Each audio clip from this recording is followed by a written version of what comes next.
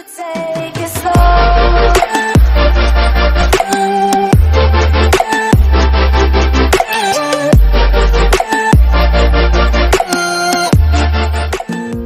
Hola amigos, ¿cómo están? Bienvenidos a Estudiando con Jacqueline, un canal en el cual te traigo herramientas de comunicación y contenido variado de temas educativos para tu buen desarrollo profesional.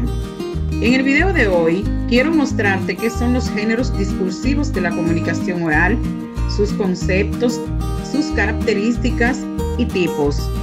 Con el dominio de estos temas podrás interactuar con el otro u otros de forma correcta para la convivencia social y armónica.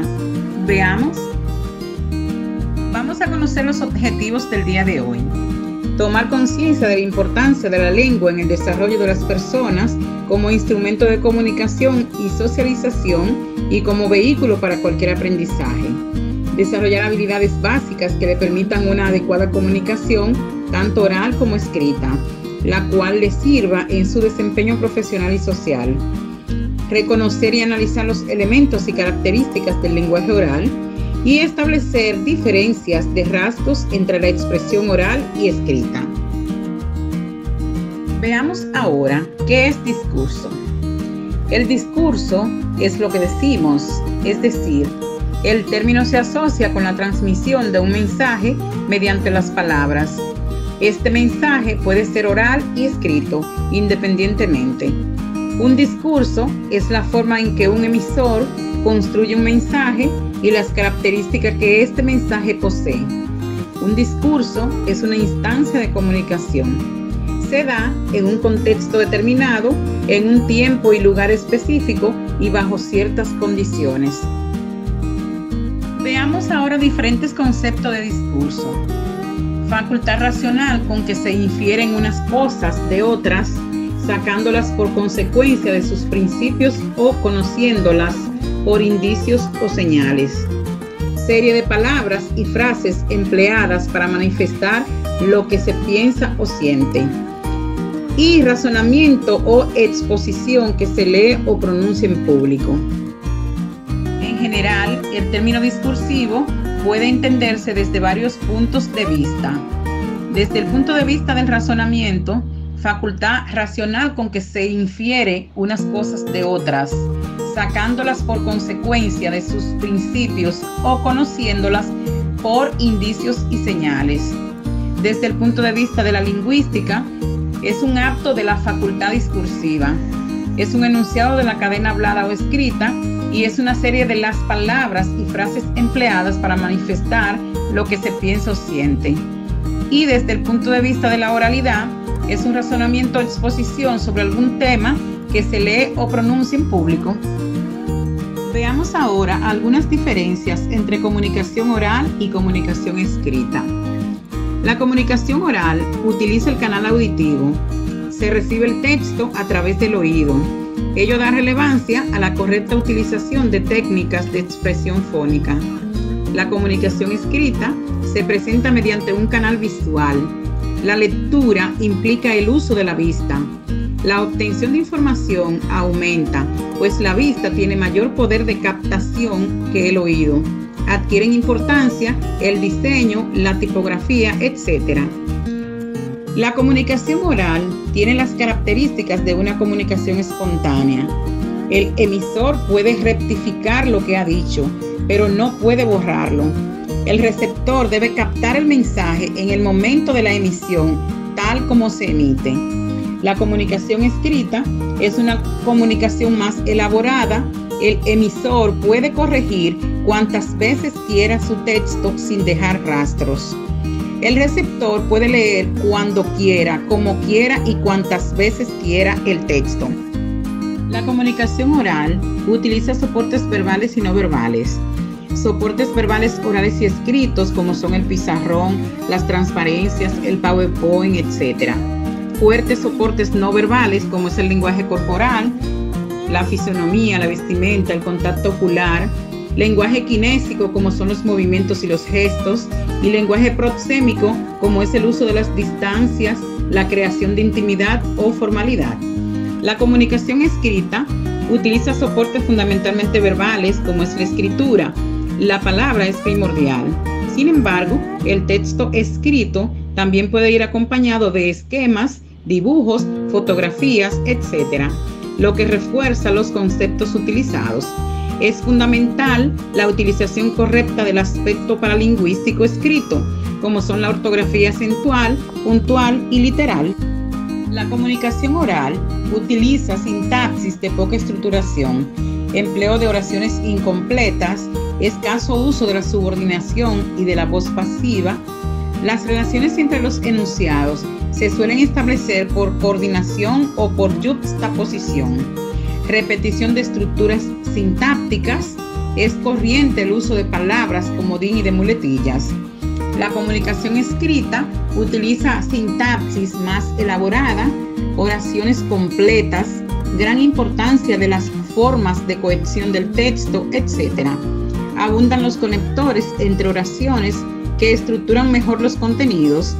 Varían con frecuencia de estructura sintáctica. Se tiende a evitar las palabras comodín y no se deben emplear muletillas.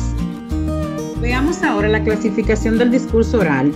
Desde el punto de vista del enfoque que se dé al tema tratado, el orador puede presentar un discurso descriptivo si se centra en los detalles, características y clasificación del asunto de que se trata.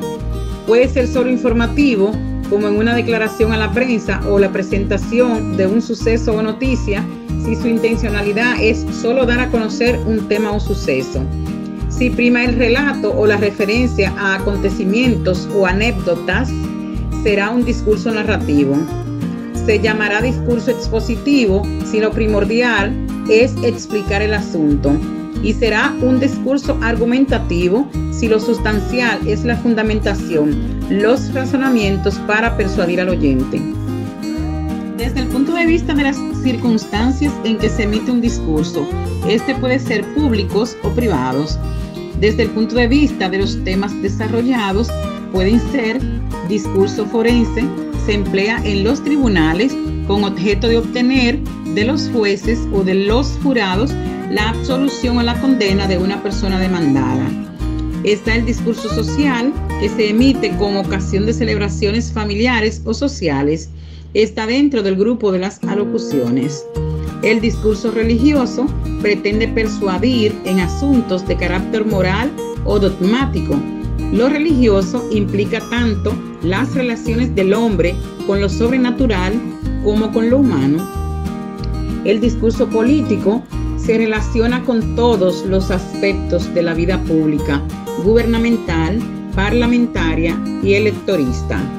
El discurso castrenses son alocuciones que incitan a fomentar el espíritu combativo para vencer en una batalla o que pretenden mantener el espíritu de disciplina y de servicio a la patria en tiempo de paz, respetando y haciendo guardar el orden constitucional y democrático. Y por último, el discurso académico, utilizado en el ámbito de la docencia, en especial en el campo universitario. La finalidad de las formas discursivas de la oratoria son informar y persuadir, mediante la descripción, que es la que caracteriza, la narración, que es la que relata, la exposición es la que explica y la argumentación es la que fundamenta. Veamos ahora los tipos de comunicación oral. La exposición oral o discurso oratorio. Generalmente se produce en situaciones públicas y de relación asimétrica, de complementariedad. Como consecuencia de ello, el cumplimiento de las normas sociales de acuerdo con la situación y la aplicación de las técnicas correctas de enunciación son aspectos fundamentales. La conversación y el diálogo. La forma más completa de integración verbal entre un individuo y su comunidad es la conversación, debido a que se produce el mecanismo de estímulo-respuesta. Cuando esta intención comunicativa se concreta de manera amistosa, se establece un clima afectivo que permite incluso el enfrentamiento cordial. Si la conversación se basa en un tema previsto, se produce un verdadero diálogo. El diálogo es un proceso social de intercambio de información a través de la comunicación oral, en una relación cara a cara o entre dos o más personas. En él se contraponen, complementan y comparten ideas, puntos de vista y experiencias con el fin de llegar a ciertas conclusiones. Por tanto, depende directamente de la intención de los participantes. Suele desarrollarse de manera concertada y utilizar un moderador. Las condiciones fundamentales para el diálogo son el código, terminología común, marco de referencia recíproco, interés mutuo por comunicarse, apertura o disposición para cambiar, retroalimentación y libertad de expresión. La discusión es un proceso relativamente sistematizado mediante el cual un grupo de personas intercambia y evalúa ideas e información con el propósito de entender un asunto o resolver un problema en una atmósfera esencialmente cooperativa. Esto lo dice Monroe y Henninger. Toda discusión, por tanto, corresponde a un intercambio argumentativo cooperativo de ideas y opiniones. Hay que tener presente, sin embargo, que la forma en que se discute puede variar, dependiendo de factores como la existencia de un coordinador, la presencia o no de audiencia y el grado de formalidad de la situación, entre otras. Veamos ahora algunas técnicas de discusión. Técnicas sin audiencia y con audiencia. La presencia de público es un factor primordial, pues indica que la finalidad de la discusión seguramente será un intercambio de ideas y además se efectuará la entrega de un marco de información que permita al público reflexionar acerca de un tema y asumir un punto de vista. La existencia de coordinación. Una discusión puede ser dirigida o no por un coordinador. En el último caso, se trata de una discusión libre que solo requiere de los interlocutores.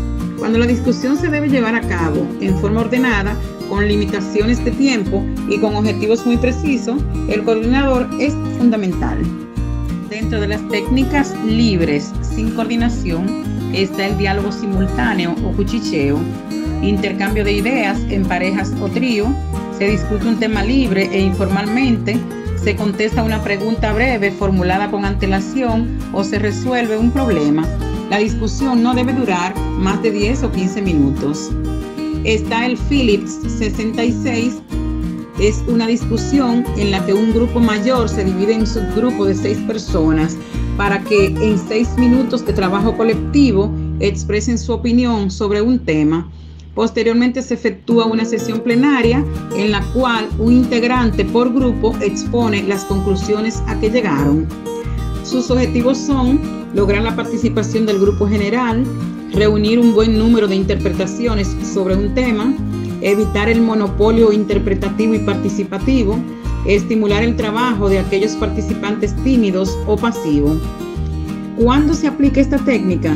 Después de actividades en las que la asamblea ha tenido una actitud pasiva, conferencias, películas, proyección de diapositivas, audiciones, dramatizaciones, entre otras, para realizar análisis de artículos y para analizar situaciones conflictivas y sacar conclusiones.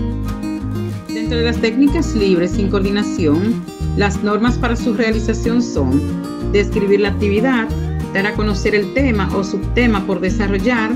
En cada subgrupo se debe nombrar un relator. Relator es la persona que durante los 6 minutos apunta todas las ideas y a partir de ellas hace una síntesis que luego expondrá en plenaria. Dentro de las técnicas dirigidas con coordinación está el pequeño grupo de discusión. Un pequeño grupo, máximo 15 personas, trata un tema conducido por un coordinador. La discusión es informal y espontánea. El coordinador controla los tiempos y turnos para hablar. Luego del tiempo establecido, unos 15 a 20 minutos, se formulan las conclusiones según acuerdo, las que son registradas por un secretario o secretaria. Dentro de las técnicas libres sin coordinación está la entrevista. Es una situación de interacción entre 2 o más personas que se relacionan asimétricamente. Es un diálogo fundamentado en preguntas y respuestas. Los tipos de entrevistas son informal, es la que se desarrolla sin sujeción a un tratamiento previo de preguntas, y formal es más útil por su rigor científico, porque al analizar el objeto de estudio definido, se pone mayor cuidado en su preparación y conducción. Otra de las técnicas con coordinación es el foro, que es la exposición de un tema determinado, generalmente entre 4 personas, un moderador y 3 ponentes. Se trata de un tema dividido, por lo general, en 3 subtemas, pero esto no quiere decir que el número de ponentes no pueda aumentar, ni que haya más subtemas. El foro es una exposición de grupo. Las normas para su preparación son: una vez conocidos los temas, se reúnen todos los integrantes del grupo y determinan el tiempo exacto que van a emplear, teniendo en cuenta que hay que distribuirlos en 3 partes: presentación de la actividad, exposición de los ponentes y preguntas del auditorio.